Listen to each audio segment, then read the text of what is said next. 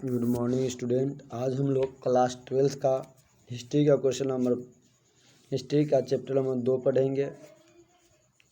Chapter 2 है मौर्य काल से गुप्त काल तक का राजनीतिक एवं आर्थिक इतिहास। तो इसके बारे में सबसे पहले हम परिचय देखेंगे, इंट्रोडक्शन, कि मौर्य काल से गुप्त काल तक का राजनीतिक इतिहास में आर्थिक इतिहास क्या था। तो हड़प्पा सभ्यता के पश्चात 1500 ईस्वी पूर्व से 10,000 ईस्वी पूर्व तक के इतिहास के विषय को वस्तु ऋग्वैदिक काल पर केंद्रित रही थी। जो हड़प्पा सभ्यता के पश्चात था, जो 1500 ईस्वी से लेकर 10,000 ईस्वी पूर्व तक, 1000 ईस्वी पूर्व तक, कितना से हड़प्पा सभ्यता के पश्चात 1500 ईस्वी पूर्व से 1000 ईस्वी पूर्व तक भारतीय इतिहास के विषय वस्तु किस पर था? ऋग्वैदिक काल पर केंद्रित रही थी। ऋग्वैदिक काल पर केंद्रित रही थी, काल पे केंद्रित रही थी। इस काल में ऋग्वेद की रचना हुई थी और इसी काल में किसका रचना होता है? ऋग्वैदिक काल की रचना होता है। इस काल में ऋग्वैदिक काल की रचना होती है। इसी काल में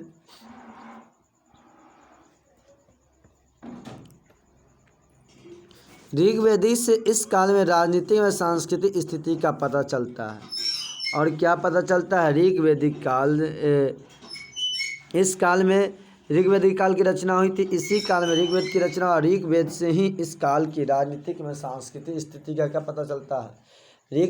स्थिति का पता चलता है। किससे पता चलता है राजनीतिक व सांस्कृतिक स्थिति? ऋग्वेद से। किससे? ऋग्वेद से इस काल की, जो काल का राजनीतिक था एवं उसकी संस्कृति था, उसका पता चलता है। हड़प्पा सभ्यता का विपरीत वैदिक कालीन सभ्यता ग्रामीण सभ्यता थी। हड़प्पा सभ्यता कैसी सभ्यता थी? हड़प्पा सभ्यता नहीं, हड़प्पा सभ्यता शहरी सभ्यता थी। शहरी सभ्यता थी। हड़प्पा सभ्यता क्या थे? शहरी सभ्यता थी। लेकिन वैदिक सभ्यता कैसी सभ्यता थी? वैदिक सभ्यता ग्रामीण सभ्यता थी। क्या थी? ग्रामीण सभ्यता थी। वैदिक जो सभ्यता थी वह ग्रामीण सभ्यता थी। वैदिक सभ्यता ग्रामीण सभ्यता थी। हड़प्पा सभ्यता एक नगरीय सभ्यता थी, शहरीय सभ्यता थी।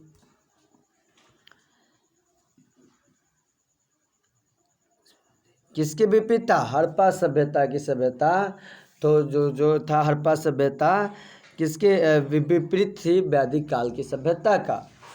अब इसके बाद 1000 ईस्वी पूर्व से 600 ईस्वी पूर्व तक का उत्तर वैदिक काल में 3 अन्य वेद मिलते थे।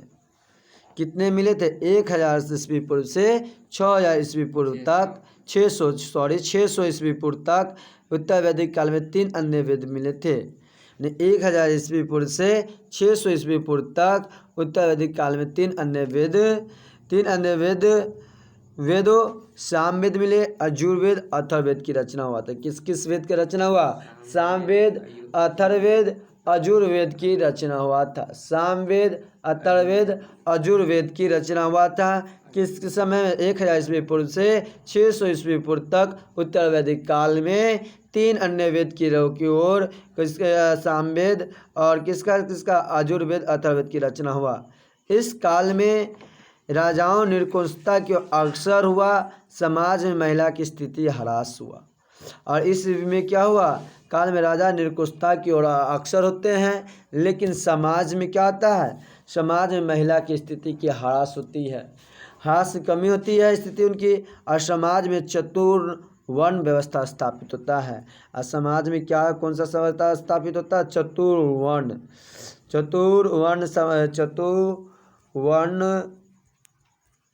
स्थापित होता है समाज में।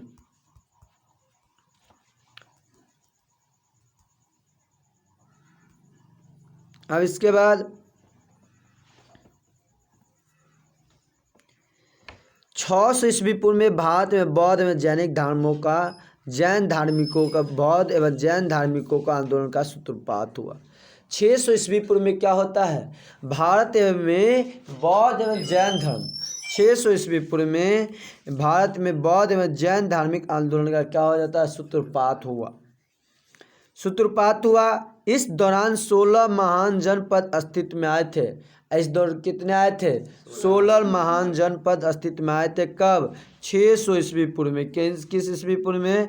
600 ईस्वी पूर्व में भारत में बौद्ध एवं जैन धर्म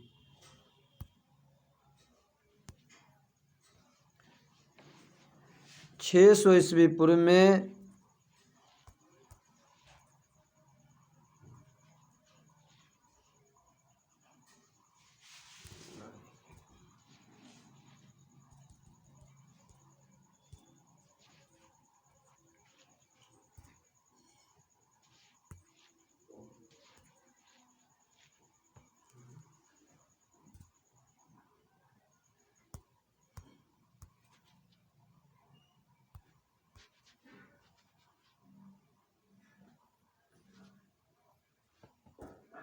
काला से लिखो ना। 600 ईस्वी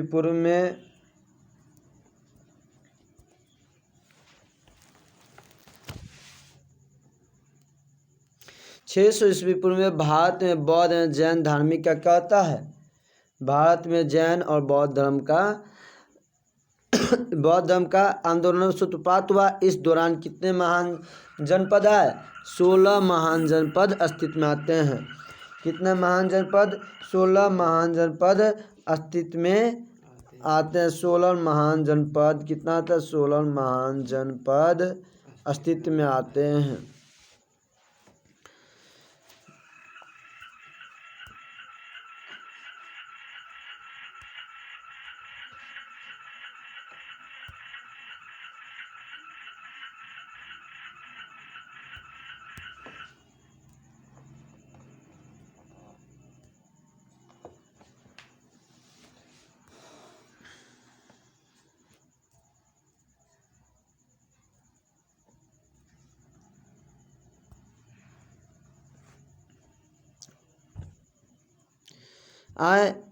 इनमें से कुछ जनपदों में राजतंत्र, कुछ जनपदों में गणतंत्र का अस्तित्व था। इन जनपदों में क्या था?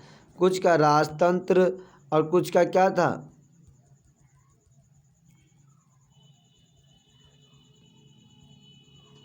कुछ जनपदों में कुछ जनपदों में राजतंत्र था तो कुछ में गणतंत्र अस्तित्व था।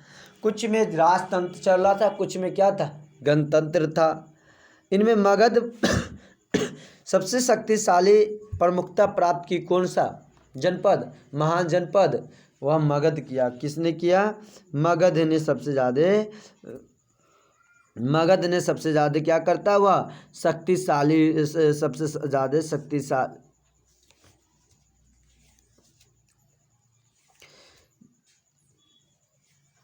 मगध ने सबसे अधिक शक्तिशाली बनते हैं रहते हैं राज्य, और सबसे ज़्यादा क्या होता है? उनका प्रमुखता प्राप्त की। 300 ईस्वी पूर्व में यहाँ पर मौर्य राज साम्राज्य स्थापित हो जाता है। और 300 ईस्वी पूर्व में मौर्य साम्राज्य वहाँ पे स्थापित हो जाता है। मौर्य समाज स्थापित हो जाता है। कितने ईस्वी में? 300 ईस्वी पूर्व में। 300 ईस्वी पूर्व में वहाँ पर मौर्य समाज की साम्राज्य स्थापित हो जाता है। मौर्य साम्राज्य से गुप्त साम्राज्य तक की राजनीतिक आर्थिक स्थिति की विस्तृत विवेचना हम इस अध्याय में प्रस्तुत करेंगे। हम लोग मौर्य समाज से लेकर गुप्त साम्राज्य तक की राजनीतिक का जो हुआ राजनीतिक और आर्थिक जो घटना घटी उसके इतिहास के बारे में इस चैप्टर में अध्याय में हम लोग पढ़ेंगे। अब इसके बाद आगे देखेंगे।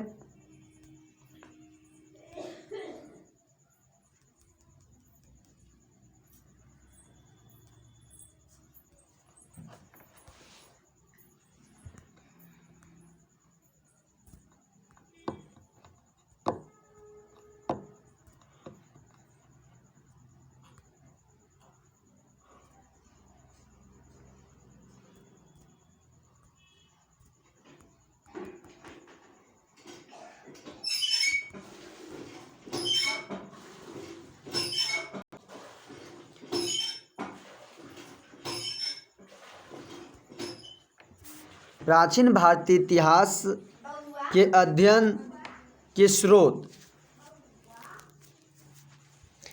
अब प्राचीन भारतीय इतिहास के स्रोत की प्रमुखता 3 वर्गों में भागों में विभाजित किया गया था। जो प्राचीन है भारतीय इतिहास के अध्ययन के प्राप्त स्रोत था 3 भाग में। कितने भाग में? 3 भाग में इसको बांट दिया गया था। 3 भागों से हम क्या कर सकते थे? 3 भागों से हम इसकी जानकारी प्राप्त कर सकते थे। पहला कौन सा था? साहित्य के स्रोत से। किससे? साहित्य के स्रोत से हम प्राप्त कर सकते थे, साहित्य के स्रोत से। दूसरा हम प्राप्त कर सकते थे किससे? धार्मिक दूसरा पुरातात्विक से, पुरातात्विक स्रोत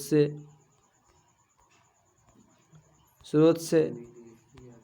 और तीसरे जो विदेशी यात्री आए थे उनसे भी हम प्राप्त, तीसरा जो है विदेशी यात्री जो आए थे के विवरण से, विदेशी यात्री के विवरण से भी प्राप्त कर सकते थे, विदेशी यात्री के विवरण से। तो इस तरह हम प्राप्त कर सकते थे। यानी हम लोग क्या कर सकते थे? जो प्राचीन भारतीय इतिहास का अध्ययन है हम 3 भागों में बांट दिया गया था। किस किस से हम प्राप्त कर सकते थे? पहला साहित्य के से स्रोत से, दूसरा किस से? दूसरा हम प्राप्त कर सकते थे किससे? पुरातात्विक स्रोत से। तीसरा विदेशी यात्रियों के विवरण से प्राप्त कर सकते थे। तो पहला हम देखेंगे साहित्य के स्रोत। साहित्य के स्रोत को भी 2 भाग में विभाजित कर दिया गया था। साहित्य के स्रोत को भी कितने भाग में विभाजित कर दिया गया था? साहित्य के स्रोत को 2 भाग में बांट दिया गया था। कितने भाग में? 2 में भाग में। पहला को धार्मिक स्रोत, धार्मिक स्रोत, और दूसरे को किसका बांट दिया गया था? धार्मिक स्रोत, और दूसरे को लौकिक साहित्य में बांट दिया गया था, लौकिक साहित्य में। तो हम भी क्या, साहित्य स्रोत को भी 2 भाग में बांट दिया गया है। पहला धार्मिक स्रोत के भाग में, दूसरा लौकिक साहित्य के भाग में। तो धार्मिक साहित्य और लौकिक साहित्य, या हम लौकिक साहित्य को भी क्या कहते हैं? धर्मोत्तर साहित्य कहते हैं। तो हम लोग पढ़ेंगे किसके बारे में? धार्मिक साहित्य के बारे में पढ़ेंगे। धार्मिक साहित्य को पुनः 4 भाग में बांट दिया गया था। जो धार्मिक साहित्य था उसे पुनः कितने भाग में बांट दिया गया था? पुनः 4 भागों में बांट दिया गया था। पुनः 4 भागों में बांट दिया गया था। तो पहला कौन था? ब्राह्मण साहित्य को बांट दिया गया था। यानी धार्मिक साहित्य को पुनः कितने भाग में? 4 भाग में बांट दिया गया था। और 4 भाग में बांट दिया गया। धार्मिक साहित्य को कितने भाग में? 4 भाग में बांट दिया गया था। तो 4 भाग में जब धार्मिक साहित्य को 4 भाग में बांटा गया था तो पहला कौन था? ब्राह्मण साहित्य था। दूसरा जैन साहित्य था। पहला ब्राह्मण साहित्य, दूसरा बौद्ध साहित्य, तीसरा जैन साहित्य, चौथा क्या था? महाकाव्य। यानी धार्मिक साहित्य को हम 4 भाग में बांट दिया गया था। पहला ब्राह्मण साहित्य, दूसरा बौद्ध साहित्य, तीसरा जैन साहित्य, चौथा महाकाव्य साहित्य। ब्राह्मण साहित्य के बारे में पढ़ेंगे। ब्राह्मण साहित्य के अंतर्गत 4 वेद थे। ब्राह्मण साहित्य के अंतर्गत कितने वेद थे? 4 वेद थे। ब्राह्मण साहित्य के अंतर्गत 4 वेद थे। 4 वेद में से पहला वेद कौन था? ब्राह्मण साहित्य के वेद 4 वेद थे। कितने वेद थे? 4 वेद थे। पहला था ऋग्वेद, दूसरा था सामवेद,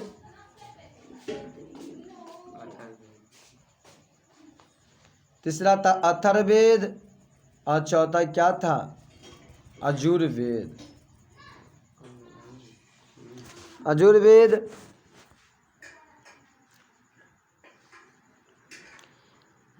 अब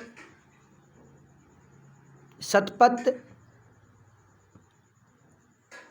ब्राह्मण ग्रंथ में ऐतरेय, कौशिकी, शतपथ, वासने, तैत्तिरीय, पंचविंश, दंड, गोपथ, ब्राह्मण इत्यादि। अर्ण्यक उपनिषद इनकी संख्या, अर्ण्यक उपनिषद की संख्या कितनी थी? अर्ण्यक उपनिषद की संख्या 108 थी। अर्ण्यक उपनिषद की संख्या 108 थी। यह ऑब्जेक्टिव क्वेश्चन यहाँ से पूछ सकता है कि उपनिषद की संख्या कितनी थी?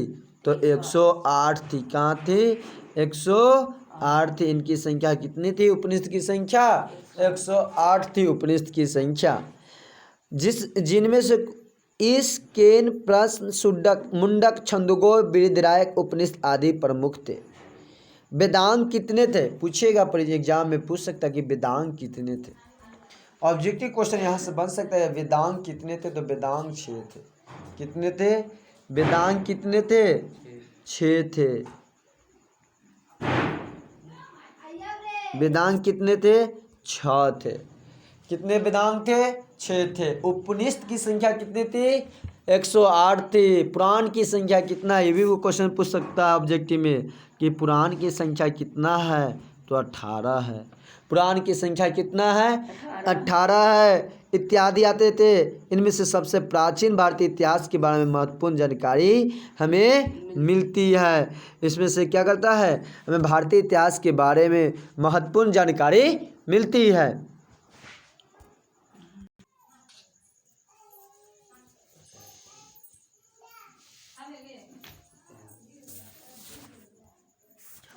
आप देखेंगे बौद्ध साहित्य के बारे में। बौद्ध साहित्य के अंतर्गत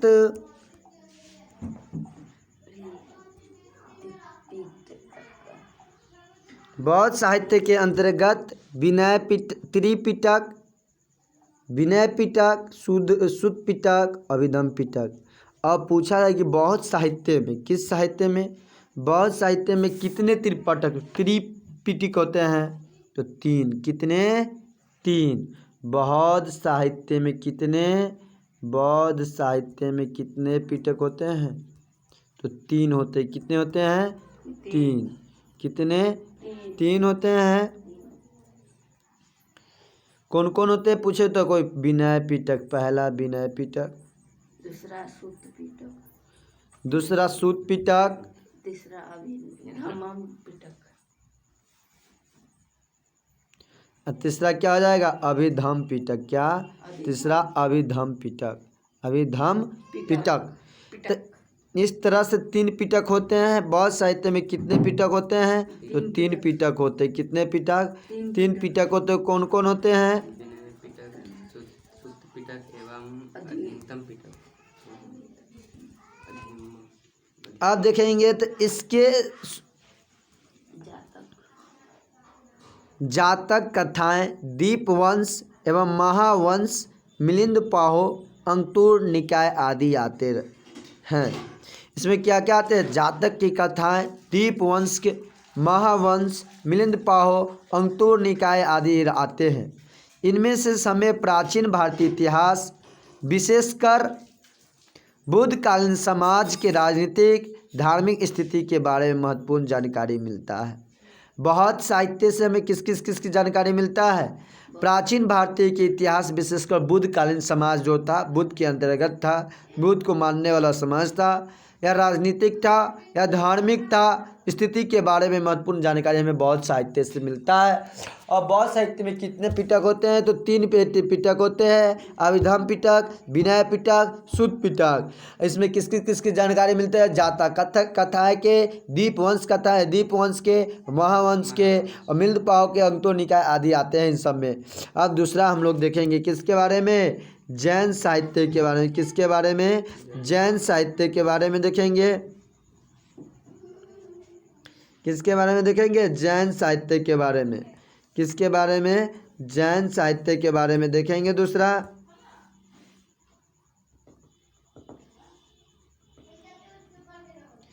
अब जैन साहित्य में को आगम भी कहा जाता है। जैन साहित्य को क्या कहा जाता है?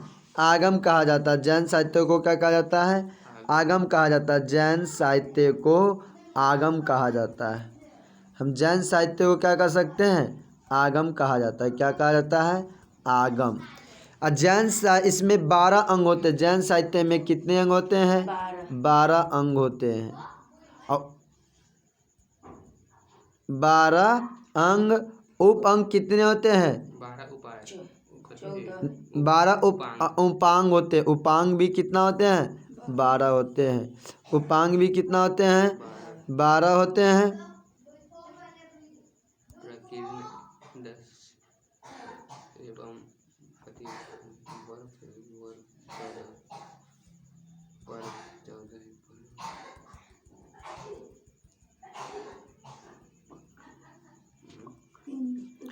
उपांग कितने हो गए? 12 12। कितना उपांग है? 12। प्रकीर्ण कितने हो गए? प्रकीर्ण कितना हो गए? 10 हो गए। पर्व 14 पर्व कितने हो गए? 14 हो गए। पर्व कितने हो गए? 14 हो गए। कितने? 14 पर्व हो गए। तो ये जैन साहित्य को हम क्या कहते हैं? आगम कहा जाता है। इसमें कितने क्या हो गए? अंग हो गए? 12 अंग हो गए। उपांग कितने हो गए? 12 हो गए। प्रकीर्ण कितना हो गया? 10 हो गए। पर्व कितना हो गया? 14 हो गया। आदि अन्य प्रमुख जैन साहित्य में क्या था? परिशिष्ट पर्व, भद्रबाहु रचित आवश्यक सूत्र, आचारांग सूत्र आचारंग सूत्र, भगवती सूत्र भगवती सूत्र, हरिवंश पुराण, कल्प सूत्र आदि आते हैं। इनमें हमें प्राचीन भारतीय के इतिहास, विशेषकर महावीर स्वामी कालीन समाज की संस्कृति की जानकारी मिलती है। जैन साहित्य में हमें महावीर स्वामी के जो समकालीन थे समाज और उनकी संस्कृति का विशेषकर क्या मिलता है? हमें जानकारी मिलता है जैन साहित्य से। हम जाने थे कि बौद्ध साहित्य में हमें किससे मिलता था? बौद्ध साहित्य के जो समकालीन था, समकालीन समाज उसके विशेषकर हमें मिलते थे जानकारी। लेकिन इसमें जैन साहित्य में क्या मिलता था? महावीर स्वामी के जो कालीन समाज था उसकी संस्कृति की जानकारी हमें मिलती है। महाकाव्य प्राचीन भारतीय इतिहास की जानकारी के 2 अन्य प्रमुख ग्रंथ, एक महाकाव्य रामायण एवं महाभारत है। इनमें भी हमें तत्युगीन राजनीति, समाज एवं संस्कृति, अर्थव्यवस्था की महत्वपूर्ण जानकारी मिलती है। महाकाव्य में किसकी जानकारी हमें मिलती है? प्राचीन भारतीय इतिहास की जानकारी के 2 अन्य प्रमुख, एक महाकाव्य था रामायण एवं महाभारत की जानकारी हमें मिलती है। इनमें सभी तत्व राजनीति व समाज संस्कृति क्या था? अर्थव्यवस्था की महत्वपूर्ण जानकारी मिलती है। अब देखिए ख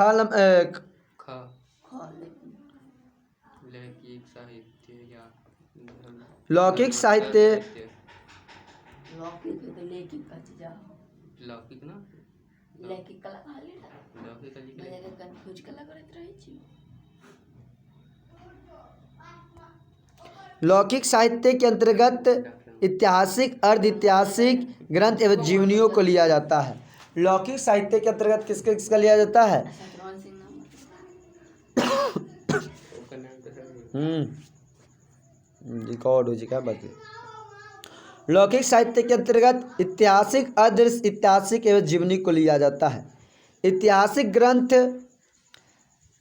अर्थशास्त्र। ऐतिहासिक ग्रंथों में कौटिल्य चाणक्य द्वारा रचित अर्थशास्त्र। अर्थशास्त्र का लेखक कौन था? अर्थशास्त्र का लेखक कौटिल्य जी थे। कौन थे? कौटिल्य या चाणक्य, द्वारा इन्हीं का नाम क्या था? चाणक्य था।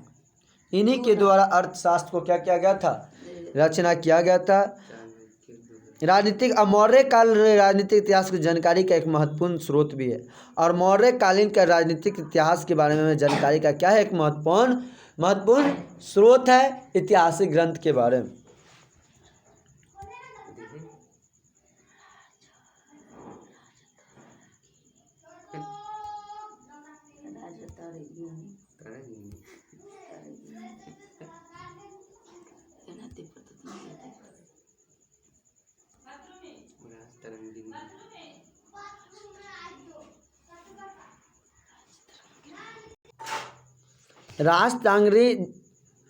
राजतरंगिणी कलहन द्वारा रचित राजतरंगिणी कश्मीर के इतिहास की जानकारी के महत्वपूर्ण ग्रंथ था। कश्मीर के इतिहास की जानकारी हमें किससे मिलता है? राजतरंगिणी से मिलता है, जो कलहन द्वारा रचित था। इनके अलावा सोमेश्वर कृत,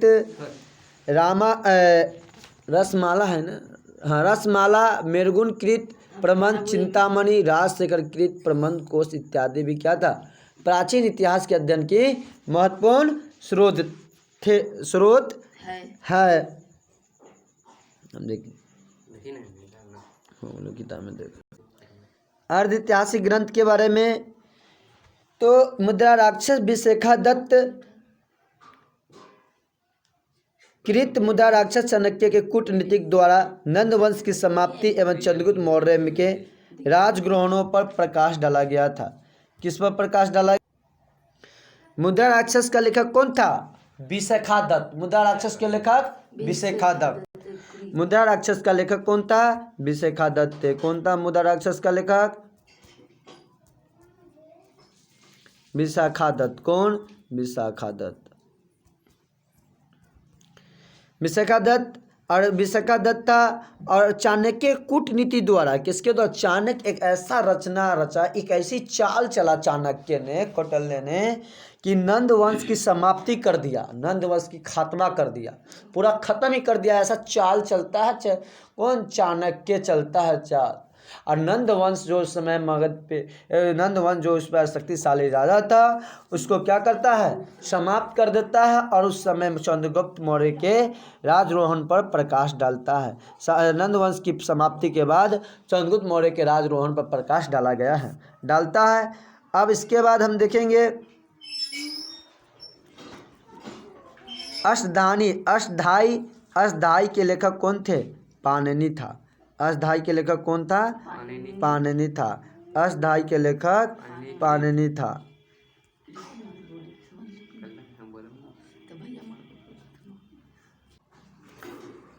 महाभाष्य पतंजलि शुंग सम्राट पुष्यमित्र शुंग के पुरोहित थे। महाभाष्य कौन था? महाभाष्य के बारे में देखिए, पतंजलि जो था शुंग सम्राट पुष्यमित्र शुंग के पुरोहित थे। इनके ग्रंथ में महाभाष्य में हमें शुंग कालीन हिस्से की जानकारी मिलती है।